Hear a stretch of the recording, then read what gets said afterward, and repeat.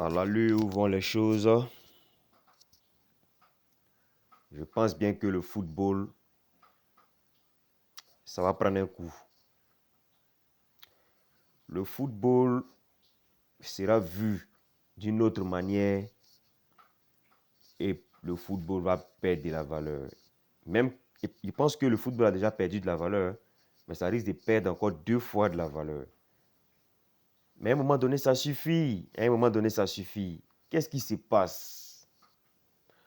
Pourquoi tant de scandales? Toujours dans l'arbitrage, toujours. Pourquoi? Et ce que je ne comprends pas, ces scandales-là sont toujours ciblés. Il y a des équipes sur lesquelles il y a toujours des scandales d'arbitrage. Excusez-moi, je n'ai rien contre Messi. Mais pourquoi l'Argentine est toujours dans le problème des scandales d'arbitrage? Pourquoi? Si l'Argentine n'est pas dans le problème des scandales de tirage au sort de la Coupe du Monde, c'est l'Argentine qui est au sujet des scandales de l'arbitrage.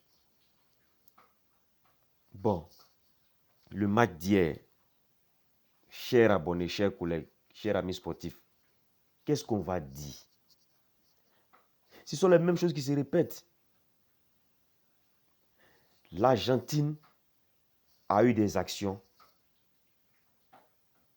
qualifiées d'actions litigieuses.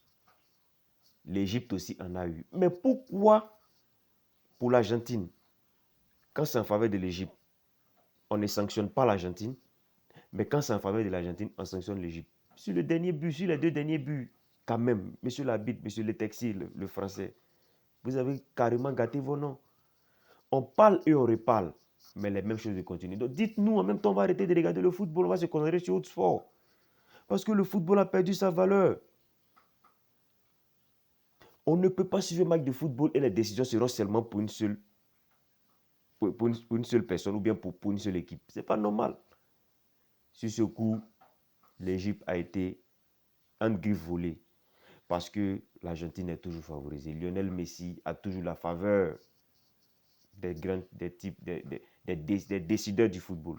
Et ainsi va la vie, on ne peut rien faire. Voilà, l'Égypte est tombée. L'Égypte n'aurait pas dû perdre ce match parce que l'Égypte a mérité de passer. Mais quand vous avez joué contre l'Argentine, vous ne jouez pas seulement contre l'Argentine. Vous jouez contre l'Argentine. Vous jouez contre les arbitres. Vous jouez contre la FIFA. Et vous jouez contre les fanatiques de Lionel Messi. Qui arrivent à nous dire que ce qui s'est passé hier là n'est pas un scandale. Je suis vraiment désolé. Mais il faut savoir faire la part des choses. Lorsqu'il y a quelque chose qui ne va pas dans le football, il faut qu'on le dise. Mais sur ce coup-là, trop c'est trop. Et je pense que Gianni Infantino, pour qui j'avais beaucoup de respect, doit revoir sa manière. Parce que Sepp Blatter, en son temps, ce n'était pas comme ça. Quand bien même il y avait des scandales, mais ce n'était pas comme ça. Mais avec Gianni Infantino, trop c'est trop. Comment un président de la FIFA, une fédération qui est le numéro 1, qui est la numéro 1 de la fédération de football, peut attraper sa tête pendant que l'Argentine a caissé un but? C'est-à-dire, quand l'Égypte a marqué le deuxième but, lui, il attrape sa tête. Quand il est fâché, bon, à cette allure-là, qu'est-ce qu'on va dire? On ne peut rien dire. Vraiment, courage à tous. Et je pense que il faut donner la Coupe du Monde à qui on doit donner, à Messi ou à l'Argentine, et on avancera. C'est mieux que de laisser perdre notre camp, à gâcher nos sommeils, et on s'est retrouvé avec des choses comme ça. Ça fait mal pour l'Afrique, ça fait mal pour le monde entier, mais ainsi va la vie. L'Argentine et Messi sont favorisés. Merci.